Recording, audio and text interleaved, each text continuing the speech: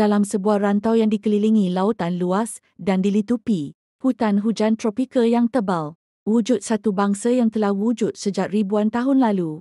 Bangsa ini yang hari ini dikenali sebagai bangsa Melayu, bukan sekadar satu kelompok manusia yang menetap di semenanjung atau kepulauan, tetapi satu tamadun yang telah berkembang, bercampur, bertempur dan bertahan sejak zaman prasejarah. Asal-usul bangsa Melayu bukanlah satu kisah yang lurus dan tunggal. Ia merupakan kisah yang berselirat penuh dengan penghijrahan, pertembungan budaya, pencampuran darah dan pengaruh agama serta penjajahan. Setiap lapisan sejarah yang menyelimuti bangsa ini seolah-olah membuka satu demi satu rahsia yang telah lama terpendam di dasar masa.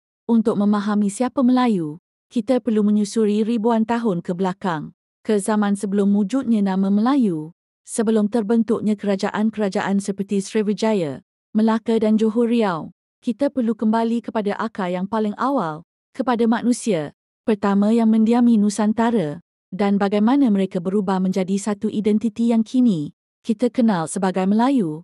Melayu bukan sekadar bangsa.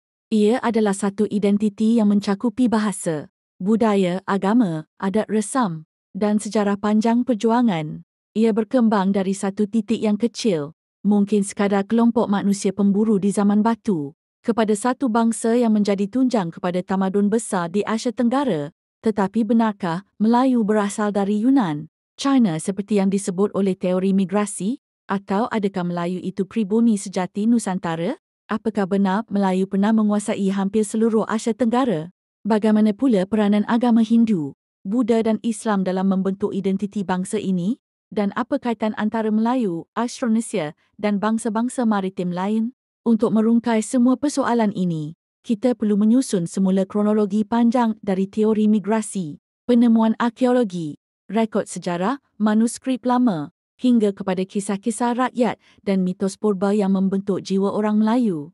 Dan inilah kisahnya. Untuk memahami asal-usul bangsa Melayu secara ilmiah, kita harus memulakan dengan bukti arkeologi dan antropologi. Manusia pertama yang mendiami rantau Asia Tenggara dipercayai tiba sekitar 50,000 tahun yang lalu.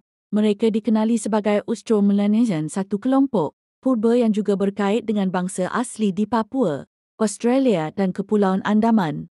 Namun kelompok ini bukanlah Melayu. Mereka adalah penghuni asal yang telah wujud lama, sebelum kewujudan pertanian dan sistem sosial kompleks.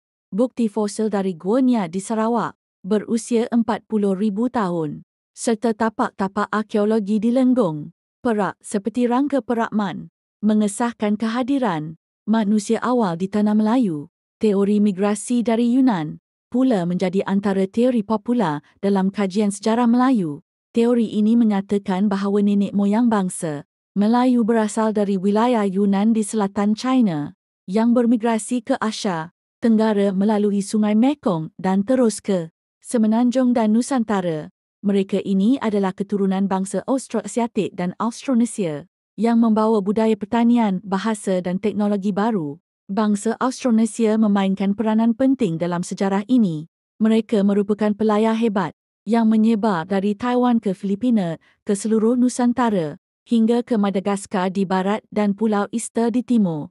Bahasa Melayu tergolong dalam keluarga bahasa Austronesia, dan ini menguatkan lagi teori bahawa bangsa Melayu adalah salah satu cabang besar Austronesia. Bangsa Austronesia inilah yang mencipta sistem sosial, mula membentuk kampung dan negeri, mengenal pertanian padi, serta membina kapal untuk berlayar jauh. Mereka menetap bercampur dengan bangsa tempatan dan perlahan-lahan membentuk identiti awal yang kelak dikenali sebagai Proto-Melayu. Namun begitu, terdapat juga teori yang mengatakan bahawa Melayu bukan pendatang, tetapi pribumi sejati rantau ini. Teori ini disokong oleh setengah ahli sejarah tempatan yang percaya bahawa budaya dan bahasa Melayu telah berkembang secara organik di Nusantara, tanpa perlu melalui migrasi besar-besaran dari luar. Apapun kebenarannya, yang pasti bangsa Melayu lahir dari pertembungan pelbagai gelombang manusia purba, pencampuran darah dan penyesuaian terhadap persekitaran tropika Asia Tenggara selama ribuan tahun. Apabila kita menelusuri sejarah tamadun awal Melayu, kita akan menemui jejak-jejak kerajaan purba yang membuktikan bahawa bangsa Melayu sudah mula membentuk sistem politik, ekonomi dan budaya yang tersusun sejak berabad lamanya. Salah satu kerajaan paling awal dan berpengaruh ialah Kerajaan Funan, yang muncul sekitar abad pertama Masihi dan berpusat di kawasan yang kini dikenali sebagai Vietnam Selatan dan Kemboja. Kerajaan Funan dikatakan mempunyai hubungan dagang yang sangat kuat dengan India dan China, dan dipercayai bahawa budaya Hindu dan Buddha mula masuk ke Asia Tenggara melalui pengaruh kerajaan ini. Walaupun tidak dikategorikan secara mutlak sebagai kerajaan Melayu, Funan menunjukkan bagaimana kawasan Nusantara mula menerima pengaruh luar sambil membentuk identiti sendiri. Namun kemunculan kerajaan Melayu purba yang lebih jelas dapat dilihat melalui Kerajaan Sriwijaya yang berpusat di Palembang, Sumatera, sekitar abad ke-7 hingga ke-13 Masihi. Sriwijaya menjadi empayar maritim yang menguasai laluan perdagangan Selat Melaka, sebahagian besar tanah Melayu, dan wilayah kepulauan sekitar Indonesia moden. Nama Melayu itu sendiri disebut dalam catatan China sebagai Muluyu, merujuk kepada satu kawasan atau entiti politik yang wujud sebelum Sriwijaya menjadi dominan. Sriwijaya bukan sekadar kuasa perdagangan, ia juga menjadi pusat agama Buddha Mahayana yang terkenal. Para Sami dan cendekiawan dari China seperti At Sing mencatat bahawa mereka singgah dan belajar di Sriwijaya sebelum meneruskan perjalanan ke India. Ini menunjukkan bahawa Melayu ketika itu bukan sekadar bangsa pelaut, tetapi juga memiliki tamadun ilmu yang tinggi. Selain Sriwijaya, terdapat juga Kerajaan Kedah, Tua Katahar yang dipercayai telah wujud sejak abad ke-5, lokasinya strategik di utara Semenanjung Tanah Melayu menjadikan ia pelabuhan penting untuk pedagang dari India dan China. Catatan Tamil Purba menyebut Kedah sebagai Kadaram, dan ia mempunyai pengaruh Hindu-Buddha yang kuat sebelum kedatangan Islam. Bangsa Melayu juga dikenali sebagai bangsa yang pandai menyesuaikan diri dengan teknologi dan budaya luar. Mereka belajar membina kapal, menguasai ilmu astronomi, pertanian dan sistem tulisan.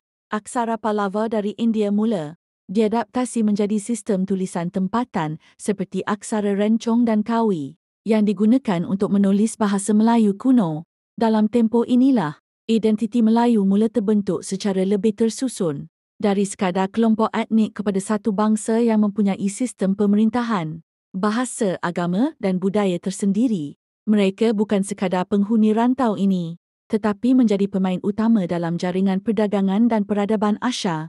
Salah satu detik paling penting dalam sejarah bangsa Melayu ialah kedatangan Islam ke rantau Nusantara.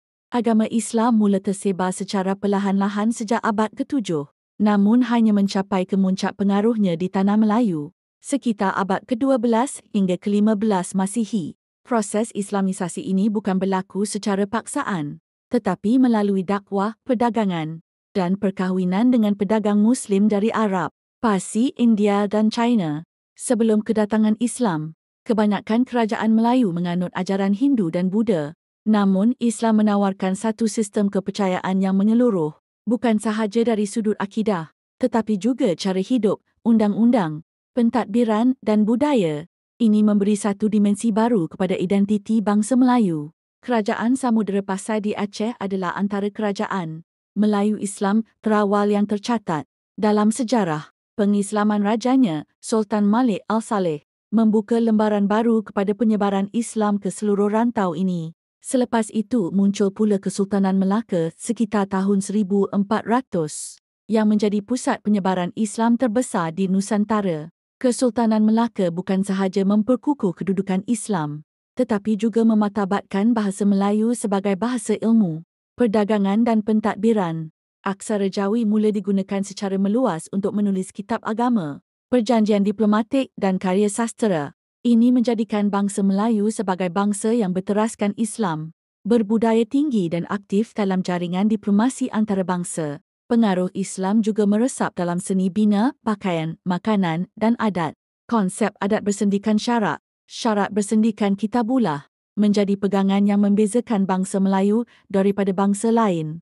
Istilah Melayu mula merujuk bukan sahaja kepada rumpun etnik, tetapi kepada satu identiti yang merangkumi agama Islam, bahasa Melayu dan adat Melayu. Perkembangan ini turut memperkuat jaringan politik, antara kerajaan-kerajaan Melayu di seluruh Nusantara, dari Melaka ke Patani, dari Johor ke Brunei, dari Aceh ke Sulu, semuanya membentuk satu jaringan kuasa Islam Melayu yang kukuh.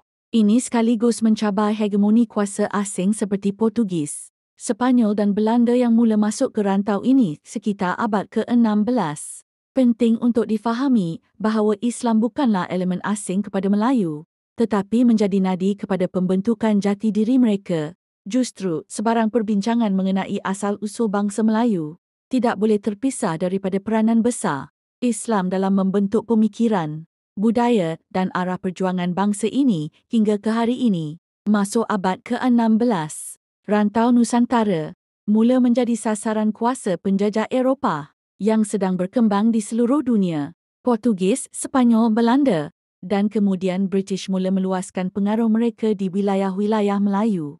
Mereka tidak datang sekadar untuk berdagang, tetapi juga membawa misi penaklukan dan penguasaan sumber ekonomi seperti rempah, emas dan hasil bumi. Tahun 1511 menyaksikan kejatuhan Kesultanan Melaka ke tangan Portugis yang menjadi titik tolak besar dalam sejarah bangsa Melayu. Penjajahan ini bukan sekadar rampasan kuasa politik, tetapi juga mencetuskan kemerosotan sistem pemerintahan Islam, bahasa Melayu dan struktur masyarakat tradisional.